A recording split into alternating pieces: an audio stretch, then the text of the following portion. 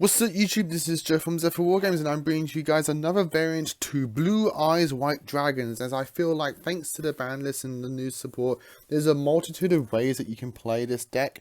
And so yes, last time I showed you guys the more synchro combo oriented variant, and this is the more like slower paced control variant that I feel like really just allows you to maximize and just benefit on what Blue Eyes does best, which is just get out giant beat sticks and control the game that way and just deal massive damage as fast as possible when you can, slowing the opponent down. So, before I get into this, if you enjoy, give us a like and subscribe down below. Ding that notification bell, because obviously if you enjoy a person's content here on YouTube, you don't want to miss out on that content, and that notification bell helps prevent that. And all of that is greatly appreciated, and thank you guys so much for doing so. So, with all that said and done, let's get into this Control Blue Eyes deck. So, obviously we have 3 Blue Eyes White Dragons. You got to play 3 Blue Eyes White Dragons. Any artwork will do. I still love my starter deck Kaiba ones. Then I play personally 3 one of giant dragons, which is the 1 alternative, the 1 new Blue Eyes Jet, the 1 Abyss, and the 1 Chaos Max. You saw this in my combo variant of my synchro combo variant. And it still works for this variant as well. All of these have their own personal uses, and they're all just giant dragons that just help your other dragons get giant as well in the forms of Abyss Dragon. Then we have for our helper is the Dictator D. This just gets you Blue Eyes in the graveyard, keeps your monsters protected as well, and just controls what your opponent can attack, and that can be quite devastating, especially if you back them up with and stun them with further control cards. Just Dictator D just does so much for the deck, like just being an extra body as well, getting Blue Eyes in graveyard. Kind of rambling there. 3 Sage with Eyes of Blue. It's Sage. You not only get your search effect off it, so you can get things like Effect Vader for more control, but the fact that under a certain trap you'll see later, if you haven't already guessed it, you can just get another big giant dragon on board with Sage through its hand effect is very, very handy. And so in this variant, don't sleep on that effect. We are just playing 1 each of the stones. I may bump up Ancients to 2, and I might take out the White Stone of Legend completely. Just because I like the recurring effect of Ancients as well as the summon effect of Ancients a lot more. But 1 and 1 is doing well at the moment. For your Effect Vader, just nice generic easy control hand trap that you can play. That's also searchable with Sage that you're already playing. And to help with the control variant, it's not as like exciting as, you know, anything else, but it just works for what it needs to do and help for what this deck wants to do. And that's the Dogmatica package. 2 Nadir, 1 Fleur-de-Lis, and 1 Ecclesia. This is like, barring things like the Alistair, the Invoke package, and like anything else, like if you can afford the Brave package, you can play that easily. This just does so much for what it does. Just really does help you control in the most minimum resource that you can, while also being very budget friendly thanks to the reprints that it got. I really like the Nadir package, or the Dogmatica package. The fact that it all spellcasters as well does help out, and this is a level 8, so that also helps out. And you'll see that later on in terms of like them being spellcasters, but also being able to dump cards from your extract does give you further control as well. Like the Dogmatica package does so much for control decks, it's like unreal. Continuing with spells, we play the 1 Polymerization, the 1 Ultimate Fusion, the 1 Chaos Form, searchable and searchable off the Blue Eyes Abyss, and this you can search it off your True Light trap, as well as your Verte Anaconda.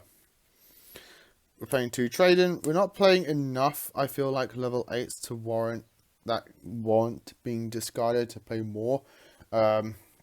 I did take out the triple tactics talents for this, and I think like it just kind of like works a little bit better. You can play talents if you want to, There's a lot of cards you can easily take out for talents if you want to have that. But I think 2 trading just does well. It gets you what you need to and just helps you dig through your deck. The 3 last spells in deck is the 1 Return of the Dragonors, the 1 Dragon Revival Rhapsody. Again, your goal is to just get out giant dragons on board and control the monster zone aspect of the board with big beaters. The opponent has to get over with limited available resources. And Dragon Revival Rhapsody gets you 2 for the cost of just having a spellcaster on board. Which, again, the Dogmatica package is spellcasters. So, there's a lot of spellcaster targets for Dragon Revival Rhapsody. The 2 best ones is Dictator D and the Dogmaticas. Rhapsody is just fantastic for that. And the 1 Call by the Grave is Call by the Grave. For traps, we're playing a lot of them. 2 True Lights and the 1 Ultimate Creature of Destruction. I think 2 True Lights is just more than enough. You don't really need the 3rd copy. If you want to play 3, you just want to see it as soon as possible. But trading helps you get into the True Light. I might take out a Sage for a 3rd True Light. I'm not sure. That's something I'm pondering on. But 2 is just working fine for me as well. Ultimate Creature is easily searchable in this deck and easy to get to and recur and protect your giant dragons, you know. The 1 Dogmatica Punishment for your Dogmatica package, and the card I've been hinting at, if you probably haven't guessed because it did come off the ban list, is Skill Drain. Skill Drain in big beat stick decks is fantastic synergy.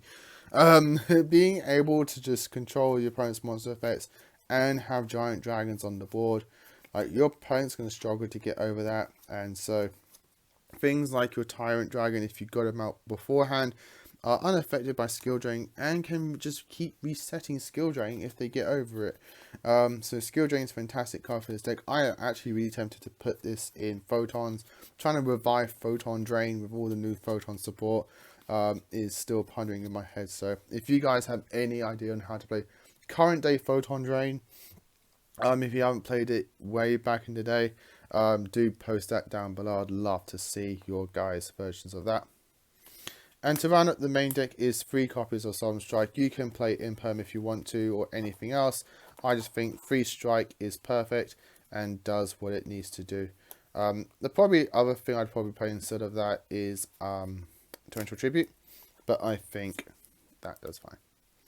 For your extra deck, the extra deck is just now centered around what Blue Eyes naturally does, which is fusions, synchros, and like I feel like links. I do play 2xCs just because they can overlay, but I'd rather keep the giant dragons and not use them for overlay units.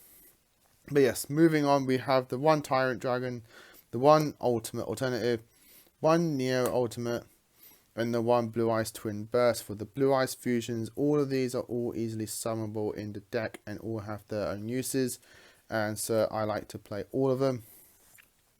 The 1 Titanic Cloud and the Elder Entity Notice to run up the fusions for your Dogmatica package. You send this off your Nadir Servant, and then you send this off your Punishment. I'm only playing 2xCs as I mentioned, which is the 1 Titanic Galaxy and the 1 Felgrand. Spell and trap, spell negate and monster negate if you need to use them. I rarely go into them in all purple, in all honesty. For synchros is the 1 Shen Shen, the 1 Spirit Dragon, the 1 Azure Eyes, and the 1 Moonlit Rose. Shen Shen, you kind of like use that first. It's the first synchro you go into because it's like the best control synchro you can make in this deck naturally. So being able to summon this, have the graveyard shut up for your opponent, and so it can just keep recurring itself. And then you tend to go into Spirit next, and then Spirit gives you access to either one of these, which is just very strong. For links, I'm playing 3 of them to round out the extra, because the 1 Kushon Happy 5-Rax, the 1 Verte Anaconda, and the 1 Link Karibo. Yes, this is a Japanese, and yes, this is a proxy. My others are in other decks, sorry, but I do own them. But yeah, you know, you're playing Synchro package, you're playing tuners, you easily go into Hulk, which then gets you further things. Verte Anaconda gives you much easier access to Polymerization and Ultimate Fusion. And then Link Karibo is Link Karibo to turn your level 1 into a extra deck monster for your Dogmatica package. And that, guys, is the deck profile. I hope you all enjoyed it. This is a nice, easier version of Blue Eyes that I personally think, when testing and thinking about it a lot more, is kind of better than my previous one. Just because it just naturally lets Blue Eyes flow and play how it wants to play. You can easily side deck, go more further, go second cards, and just let Blue Eyes do what it needs to do. And you can even do like a crazy thing and side in like a Chaos Max package, which is something I personally do with Blue Eyes if I know I'm going second. That's like my OTK variant for Blue Eyes.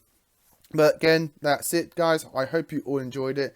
Leave your comments down below what you think, and what are you playing for Blue Eyes White Dragons, and also for that skill drain, photon drain, if you guys have any ideas on that. As always, like, comment, subscribe. Till next time, as always, stay safe, and of course, happy dueling.